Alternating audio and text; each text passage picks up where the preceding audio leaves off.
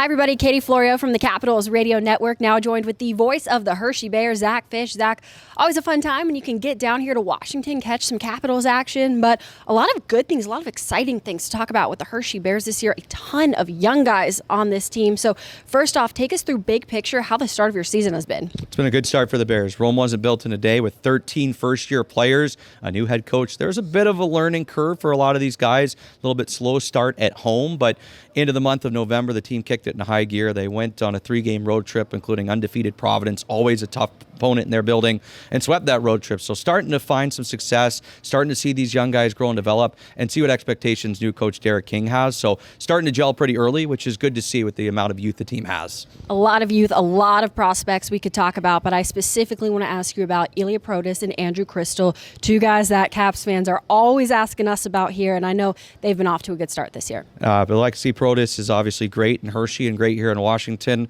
We got another one cut from the same cloth in Ilya. It's awesome to see. For being 19 years old, he's mature beyond his age, very coachable. He's got good hands. I know Alexei said before, Ilya's better than him offensively at this age, and we saw it with a beautiful goal he scored, showing off those skills. For a guy that skates that well and has the hands at 6'6", when he scored that goal in Bridgeport, you're going, wow. But not only that, he's out there on the top power play. He's getting big minutes in the top six, and he's out there in late game situations. The coaching staff trusts him. His first goal is an empty netter, preserving a lead late in the game. You want a guy like that out there to be trusted at that at 19. It shows that they have a lot of expectations for him. He's been playing center, so I'm excited to see how he continues to grow. No reason to rush him. No, there's probably a little bit of urgency here with the slower start for the Capitals in Washington, but no needs to rush him. He's getting key minutes there. As for Andrew Crystal, the points were there in his first 8 games, 6 points. When he has time and space, we know it from his junior stats. He is creative as it gets and a wizard with the puck. We saw it in spurts here in the preseason. Just now playing against men, night in and night out, finding that consistency,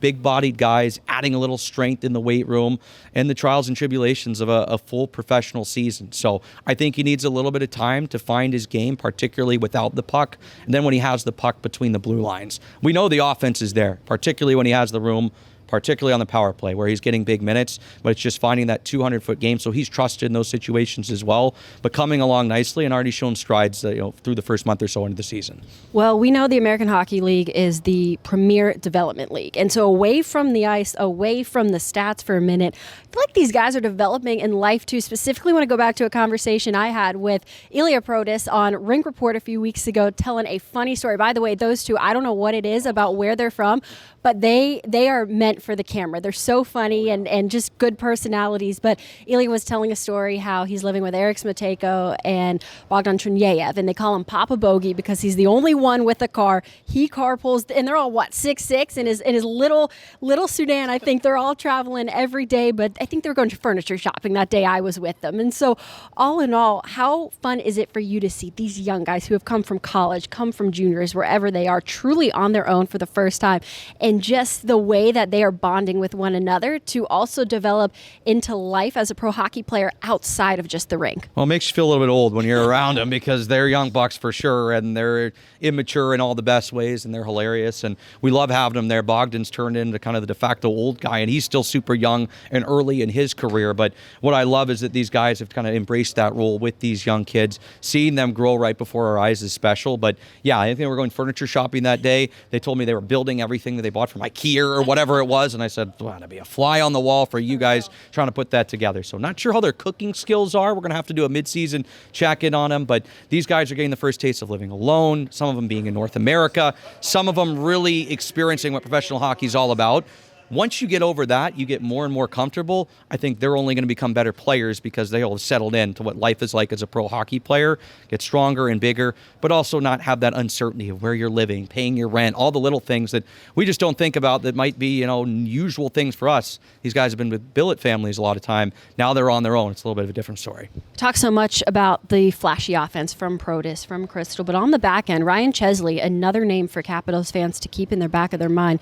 Going to be a fun one to watch. watch. Once again, what have you seen out of him? Areas maybe he needs to grow, develop as he tries to work his way into a Capitals sweater. He can skate. He can shoot the puck. He's definitely got the package to be a National Hockey League defenseman. They saw it in spurts. Enjoyed his training camp. 3 goals in the first month of the season, off to a good start in that department. A couple game winners too, which is rare for a Hershey defenseman to have those kind of stats. But again, a late game situation, a shorthanded empty net goal to preserve a lead for one of his first goals of the season. He's out there in those situations, shows the coaching staff really trusts in him. He's paired with Aaron Ness, the team's captain, a veteran. But for me, it's just the consistency. Sometimes they're going to sit these young guys out. He sat a game in October just to watch, not because he was playing poorly, because they thought they could get more out of him. And there's a lot of other young guys that need to play. So there's going to be those growing pains, but night in and night out, they just need him to be the solid defenseman they know he can be. Simplify it with the puck, but they also want him to skate. This can be a hallmark of this young D-core in Hershey. And they obviously have more coming as well, as we know with the Capitals pipeline. But the D-men can skate, and they can move the puck quickly. But if they can't, there's room for them to go. Chesley can fly, and he's used that to add some offensive instincts, projecting to be a better offensive player in pros than he was in college already. And last one for you. We talk so much about the relationship between Washington and Hershey. It's always wonderful to have you up here, but from everybody, players, staff, coaches. We now see Patrick Weller on the ice with the Capitals. I know that the players have loved having him as a part of this coaching staff as well. And so all in all, every time you can come to Washington, every time you see the two organizations mesh, how special is it for you as someone who's been around it to just be a part of an organization like this where there's so much fluidity between the two teams and familiarity? It's really special, and I think the Bears and Caps are over 20 years now, 21 seasons, 20 calendar years, celebrating at Hershey this year, doing some fun Screaming Bear jerseys to play off the Screaming Eagle. But to see the preseason game and the fans from Washington, how many were there in Hershey, that was really cool. And then to see guys like Protis and McMichael and Faravari come up here and have the success they do, it makes you proud because they were down in Hershey and you want to see them become stars up here. And here they are. And the next group is there. Not everyone's going to make it. Some guys like Beck Malenstein go on to have success in other organizations, but you take pride that they came through this organization to get there. So it's really an affiliation where there's a lot of care. There's always somebody from Washington and Hershey. I say that to everyone that doesn't quite know how it works, whether it's Wendy Marco, the skating coach, or Brooks Orpik, or Jim Slater, Ole Kolzig, Steve Richmond, Jason Fitzsimmons is there all the time, Chris Patrick as well.